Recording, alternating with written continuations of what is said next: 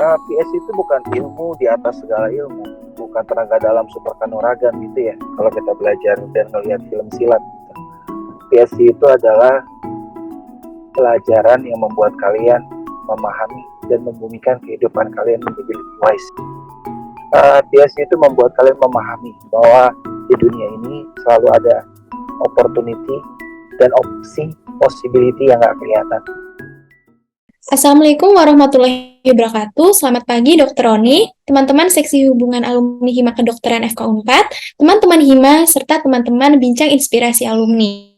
Saya ucapkan selamat datang dan terima kasih kepada Dr. Roni yang telah bersedia untuk menjadi narasumber Bincang Inspirasi Alumni atau BINAR. Dengan sangat antusias, perkenalkan saya Jihan Nur Aziza, mahasiswa pendidikan dokter FK4 Angkatan 2021 sebagai perwakilan Seksi Hubungan Alumni yang akan menjadi moderator pada acara Bincang Inspirasi Alumni ini. Sebelumnya, saya izin untuk menjelaskan sedikit terkait BINAR, yang dimana BINAR ini merupakan proker bulanan dengan mewawancarai dokter alumni FK4, memberi pengalaman, insight, dan juga motivasi. Pada pengurusan tahun ada Exploring Doctor's Careers, Make Your Choice, dengan latar belakang bahwa saat melakukan survei kepada seluruh Kema FK4, ternyata masih banyak mahasiswa yang ingin tahu lebih luas akan prospek kerja setelah menjadi dokter. Kemudian salah satunya adalah tentang PhD, sehingga kami memutuskan kepada Dr. Roni sebagai pembicara pada binar kali ini. Oleh karena itu, pertanyaan yang akan saya tanyakan kepada dokter merupakan rasa penasaran di teman-teman Kema FK4 tentang sebenarnya PhD itu apa, proses pendidikannya bagaimana, dan lain sebagainya. Mungkin itu sedikit terkait binar.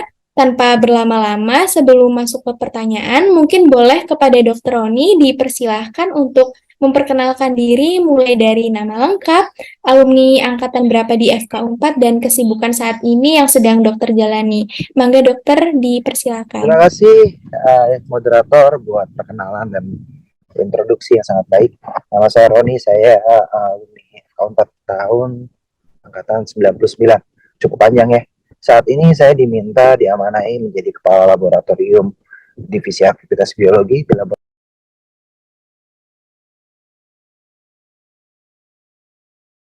Pendidikan yang di-cover oleh beasiswa ini range-nya luas. Ada yang mempelajari tentang tematik klinis, ada yang mempelajari dengan tematik preklinis. Kebetulan saya S2-nya pun adalah S2 preklinis mempelajari ilmu bidang faal. Nah, di dalam perjalanan saya mempelajari ini, saya melihat bahwa sangat sedikit dosen-dosen yang benar-benar menggeluti dan berkecimpung di bidang faal. Selalu jumlahnya tidak banyak. Bahkan sampai detik ini jumlahnya kurang. Kenapa demikian? Karena setiap orang dan setiap anak-anak kita yang masuk ke kedokteran selalu ingin untuk menjadi dokter spesialis, yang mana itu juga tidak salah. Tapi bidang keilmuan spesifik seperti ilmu dasar faal itu tetap menjadi fundamental. Tidak akan ada seorang itu menjadi dokter tanpa dia belajar ilmu dasar atau ilmu faal atau anatomi atau biologi sel atau yang lain. Sehingga saya termotivasi untuk bisa mempelajari dengan lebih detail ilmu-ilmu dasar yang menjadi fundamental basic buat anak-anak kita nanti kalau menjadi dokter. Saya tertantang dan ingin mengeksplor bagaimana menyampaikan keilmuan dasar ini menjadi sesuatu yang menarik, yang enjoyable, yang anak-anak itu bisa memahami konsep-konsep ilmu fisiologi itu menjadi lebih mudah. Di sisi lain, yang ketiga alasannya adalah karena area exploringnya itu juga masih luas. Kenapa demikian? Karena setiap orang, sebagian besar, itu mengambil karir ke rumpun spesialisasi atau klinis. Yang betul-betul tinggal di rumpun preklinis itu sedikit. Di dalam konteks ini, tentunya area untuk kita bisa mengeksplorasi lebih banyak lagi, itu menjadi lebih terbuka. Itu beberapa hal dan alasan. Baik, Dokter Roni atas jawabannya. Jadi, teman-teman, jadi Dokter Roni ini ingin melanjutkan gelar PhD ini karena mendapatkan beasiswa setelah itu banyak juga saat ini dosen-dosen di bidang FAL itu masih sedikit sehingga dokter ini mempelajari terkait fundamental basic yang dimana diperuntukkan untuk mahasiswa agar bisa dipelajari secara enjoy dan lain sebagainya. Mungkin lanjut ke pertanyaan yang selanjutnya, yang saya ini juga penasaran. Nah, bagaimana sih dok proses dari dokter ini sendiri untuk melalui proses mengelar dari gelar dok? Pendidikan PhD itu kurang lebih total ada 4 tahun. Kalau di Jepang itu ditambah dengan setengah tahun untuk research fellow. Jadi kita ada pendidikan awal dulu sebelum masuk program PhD yang 4 tahun tadi. Pada tahun pertama biasanya kita belajar banyak teknik terkait eksperimen dan konsep apa yang kemungkinan akan kita kerjakan dalam perjalanan 3 tahun ke depan. Tahun kedua biasanya kita masuk ke dalam main eksperimen dan struggling untuk mencari semua detail serta mengerjakan eksperimen ini dengan hasil yang baik yang tentunya harapan bisa dipublikasikan. Dan tentunya biasanya struggle itu banyak terjadi di tahun kedua. Karena tahun kedua ini tahun kita harvesting nyata. Tahun ketiga biasanya kita sudah masuk ke fase di mana kita menganalisis dan mengkorelasikan serta mendeskripsikan hasil analisis tersebut untuk kita bisa tulis sebagai bagian capaian jurnal. Nah ini di tahun ketiga. Tahun keempat, nah ini tahun keempat nih. Tahun keempat biasanya itu adalah fase di mana kita mendiseminasikan hasil penelitian masuk ke dalam conference, publikasi, dan juga finalisasi ujian, disertasi, dan tesis. Jadi ada 4 tahun. Nah, proses ini untuk PhD di dalam negeri maupun di luar negeri sama. Hanya kadang-kadang kita kalau di luar negeri dapat challenge tambahan yaitu bagaimana kita bisa beradaptasi dengan semua culture shock yang mungkin terjadi dan juga gaya pendidikan dan training yang diberikan dari profesor kita, di mana setiap negara mungkin nggak sama, gitu ya. Dan challenge serta targetnya juga nggak sama. Nah ini mungkin beberapa poin yang teman-teman bisa pelajari bahwa di dalam konteks mengikuti program PhD itu totalnya ada 4 tahun. Sekarang ini ada program-program yang menarik yang mungkin bisa memungkinkan teman-teman menjadi seorang PhD lebih cepat. Mereka memberikan beasiswa yang namanya PMDSU, program Magister Dokter Sarjana Unggul. Jadi masternya 1 tahun, PhD-nya 3 tahun, 4 tahun tuh udah seperti saya udah dapat S2 dan S3 gitu. Nah ini semua full cover, sekolahnya dibayarin, dikasih uang bulanan 3 sampai 4 juta kalau nggak salah, dikasih uang buku, dibayarin risetnya, semua dikasih. Itu beasiswanya sangat kompetitif.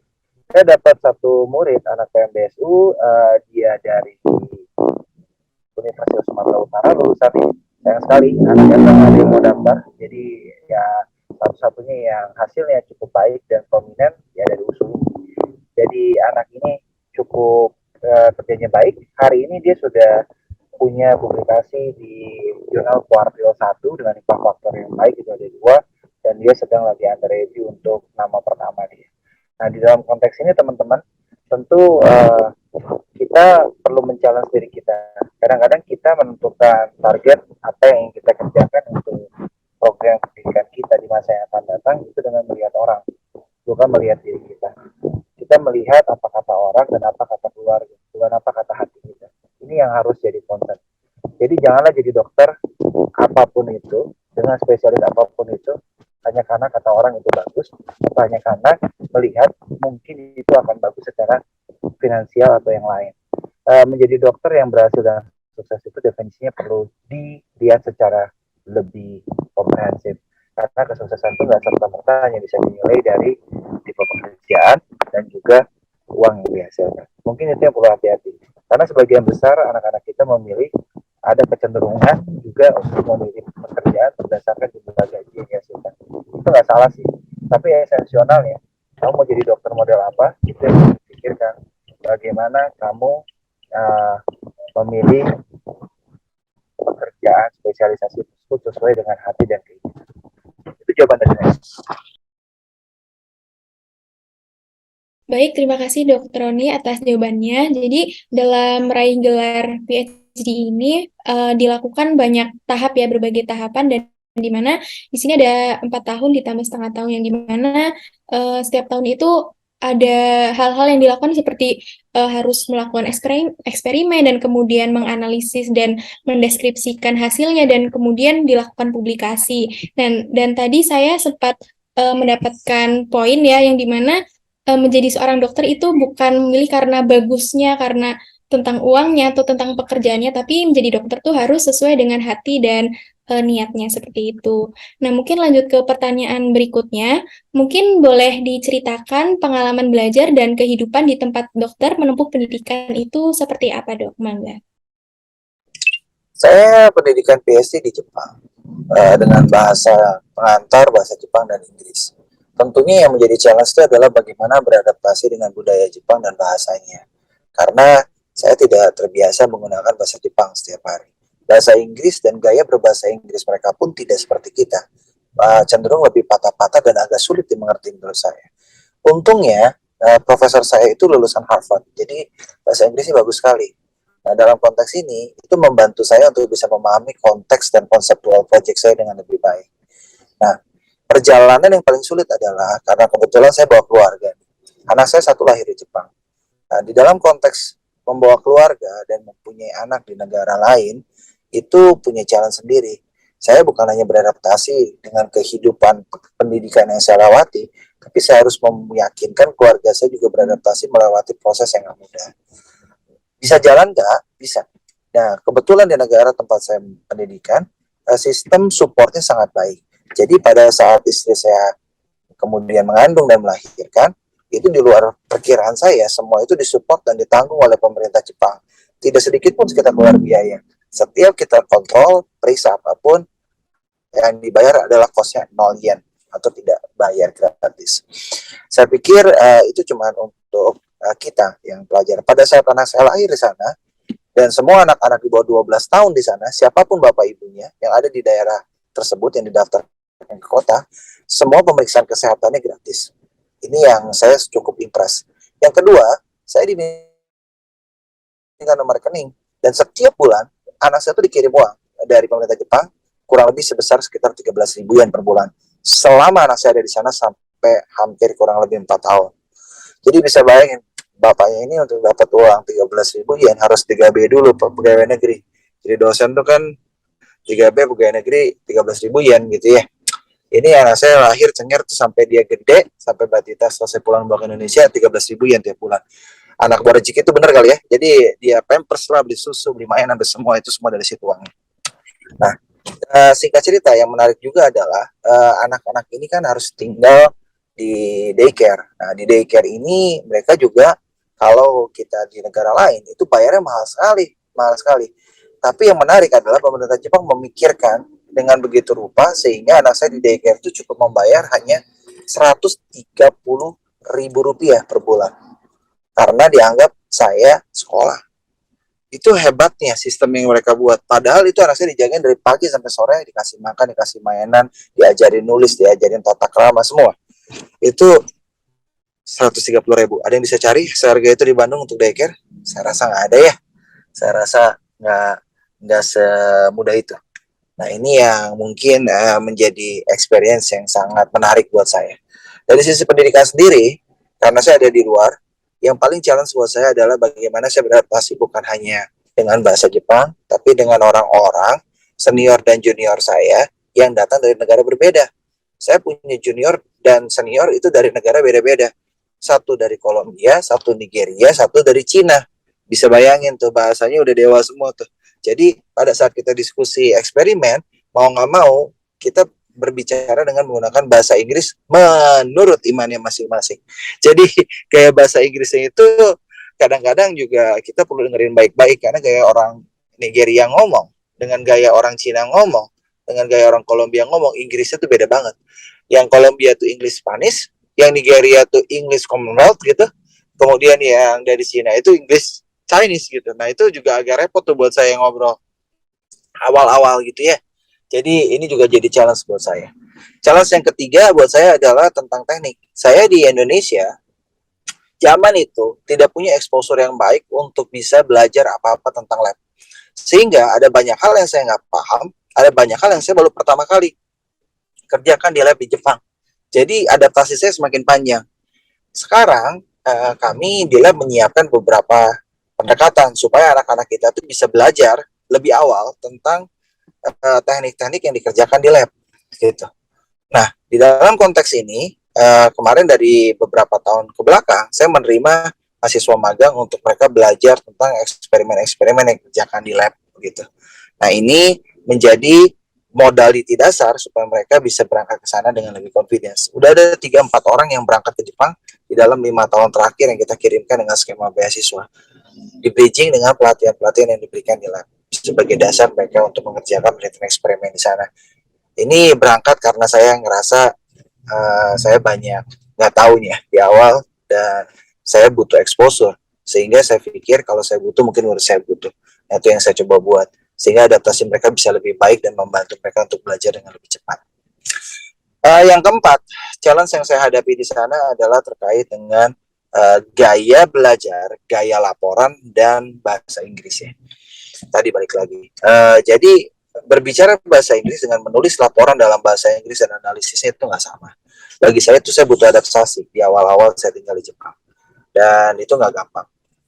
Saya ngelewatin 3-4 bulan yang sulit, tetapi pada akhirnya saya merasa banyak didorong dan didukung sehingga saya bisa adaptasi dengan baik dan melewati fase tersebut dengan optimal. Mungkin itu jawabannya. Terima kasih dokter atas jawabannya. Jadi dalam pengalaman belajar ini cukup banyak challenge gitu ya, mulai dari kehidupannya, kemudian pendidikan, mulai dari teknik belajarnya dan gaya belajarnya, dan juga dalam berkomunikasi seperti itu. Dan kemudian pertanyaan yang selanjutnya adalah apa saja sih dok benefit atau impact yang didapatkan ketika memperoleh gelar PhD ini? PS itu bukan ilmu di atas segala ilmu, bukan tenaga dalam super kanuragan gitu ya. Kalau kita belajar dan melihat film silat gitu. PS itu adalah pelajaran yang membuat kalian memahami dan membumikan kehidupan kalian menjadi lebih wise. PS itu membuat kalian memahami bahwa di dunia ini selalu ada opportunity dan opsi possibility yang nggak kelihatan. PS itu menunjukkan sama kalian bahwa protokol yang ada itu dibuat dengan hasil analisis dan kemungkinan besar itu protokol bisa berubah atau bisa di-adjust. Jadi, PS itu think for future, nggak backward. Jadi kamu menemukan masalah, kamu pikirin mau gimana, kamu bikin protokolnya dan orang akan follow kamu. Karena ini sesuatu yang baru. Itu yang kita sebut tadi mencari kebaruan dan novelty.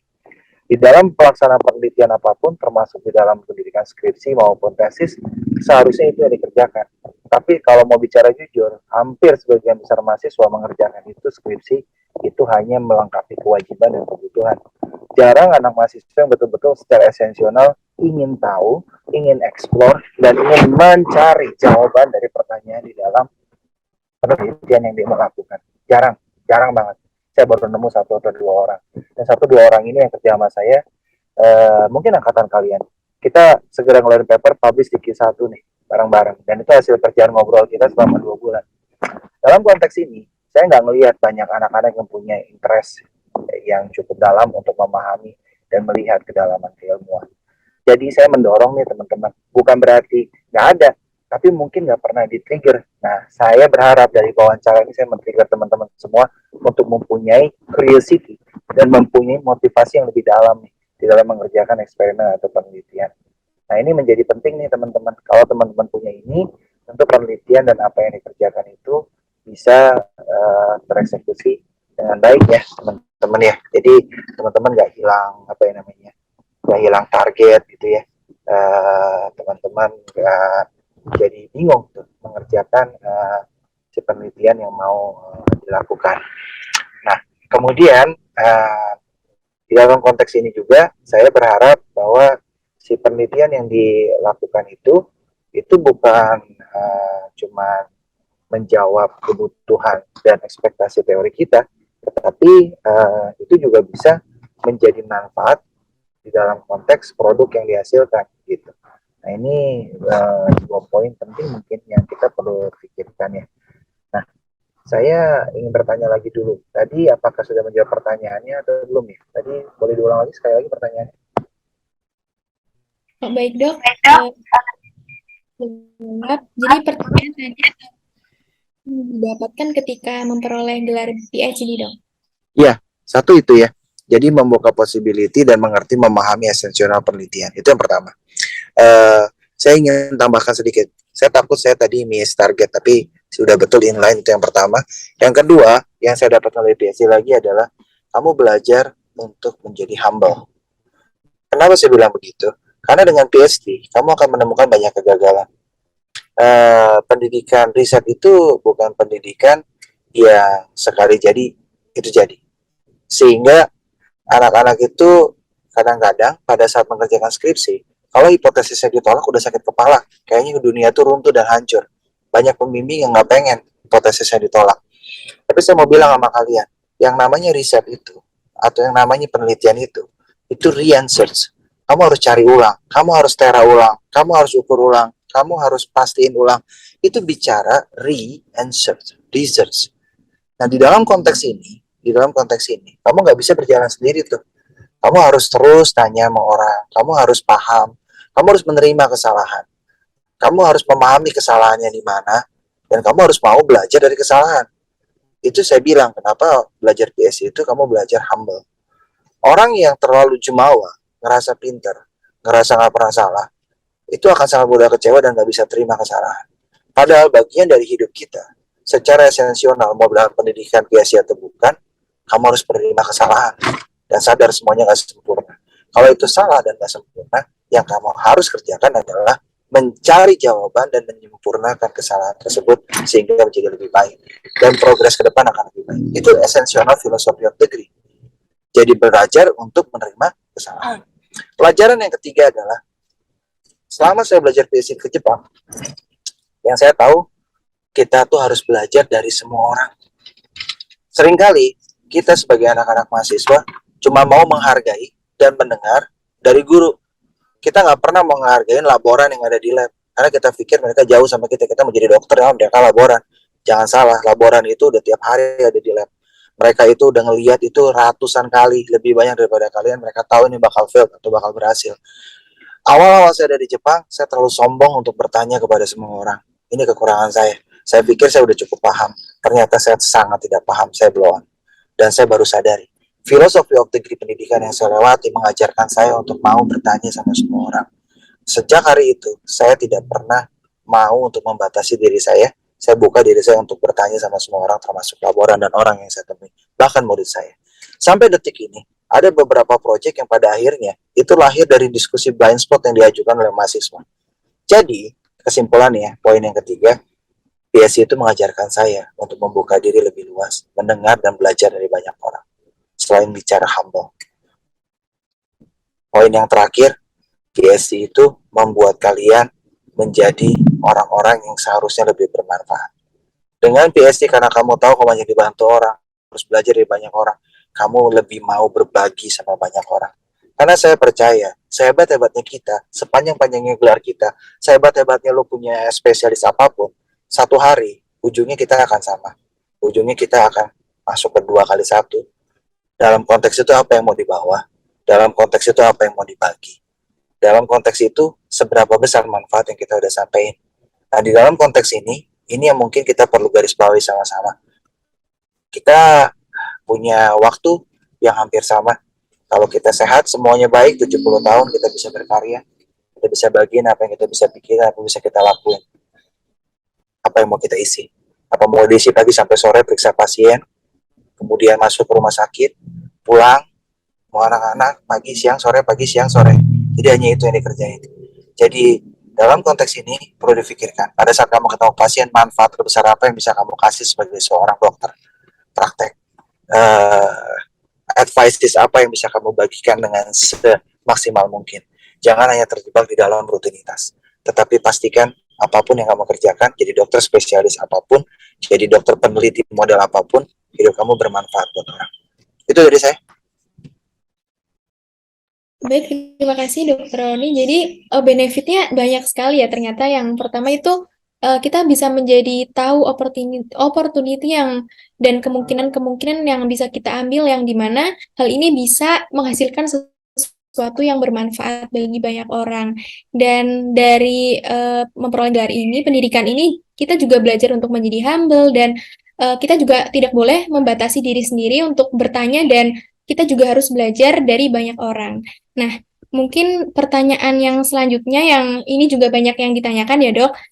Nah, bagaimana sih jalur yang harus dilalui agar bisa memperoleh kuliah PhD di luar negeri? Dan mungkin dari Dr. Roni, apakah ada tips untuk meraih privilege, terutama dalam menghadapi isu biaya PhD yang cukup mahal, Dok? Dipersilakan. Biaya beasiswa cukup mahal, saya agak kurang setuju ya relatif, karena sebagian besar PhD itu ada beasiswanya. Beasiswa itu banyak, ada yang dari negara kita, ada yang dari luar negeri, ada yang dari foundation, ada yang dari NGO, ada yang dari pemerintah luar, banyak lah, banyak sekali. Dan semua itu full cover dengan biaya hidup.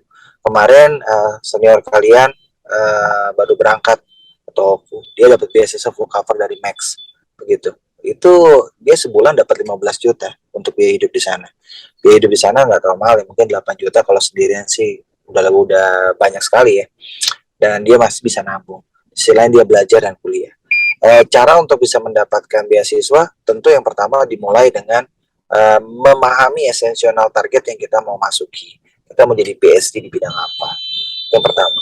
Yang kedua, baca dan perdalam detail keilmuan terkait bidang tersebut sehingga kita tidak miss. Dari kita membaca tersebut, kita bisa tahu kira-kira orang-orangnya siapa, profesornya siapa yang ahli di bidang itu.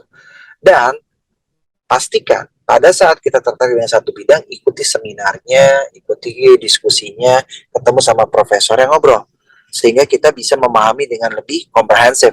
Pada saat kita kenal dan memahami secara personal, profesor dan orang-orang yang terlibat, kita bisa mendapatkan rekomendasi atau letter of acceptance ataupun letter of support dari sensei atau dari profesor di luar, baik itu di UK, di Amerika, di Australia, dimanapun, yang bisa mendukung kita untuk bisa lanjut sekolah. Gitu.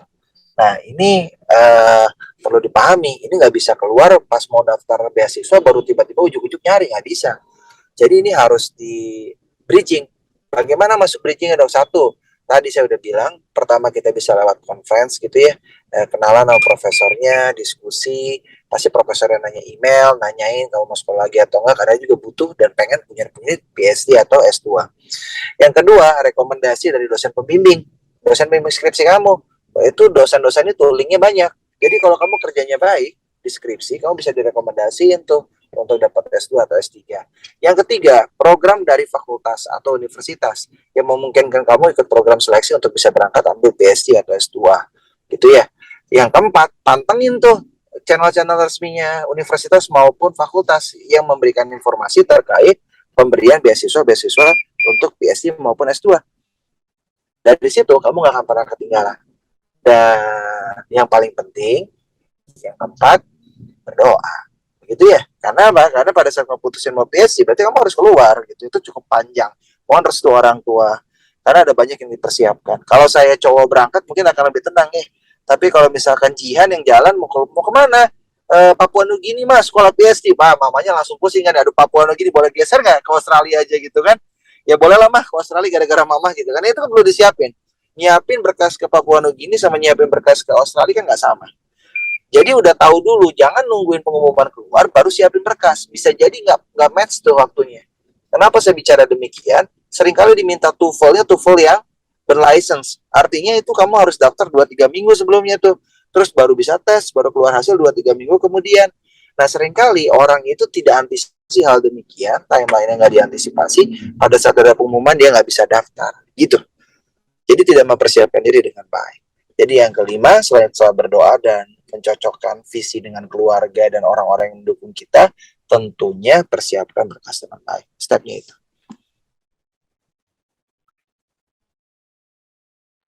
Baik, terima kasih banyak Dokter Roni. Jadi seperti yang telah dibilang tadi, biaya PhD itu nggak mahal karena bisa di-cover dengan beasiswa-beasiswa yang ada gitu. Nah, di mana tipsnya itu tadi telah disebutkan seperti harus memahami fokus kita di bidang keilmuan, dan kemudian tadi juga dibilang ada rekomendasi dari dosen pembimbing, dan kemudian kita juga harus memantau dari website-website yang berhubungan dengan beasiswa itu. Dan yang paling penting adalah tadi adalah berdoa dan mencocokkan visi misi dengan keluarga. Nah, kemudian untuk pertanyaan yang terakhir nih, Dok. Nah, dari dokter sendiri, apakah ada pesan dan kesan, mungkin ini sebagai closing statement untuk mahasiswa yang tertarik menjadi dokter yang mengambil PhD? Dipersilakan. Iya, jadi teman-teman semua, pada prinsipnya begini, kita mau jadi apapun, saya sih mendukung. Mau ngambil jurusan jadi spesialis, super spesialis, mau jadi administrator rumah sakit Mars, mau jadi PhD, saya dukung. Tapi karena saya sebagai seorang PhD, tentunya saya senang kalau ada teman-teman yang mau melanjutkan dan mengambil PhD.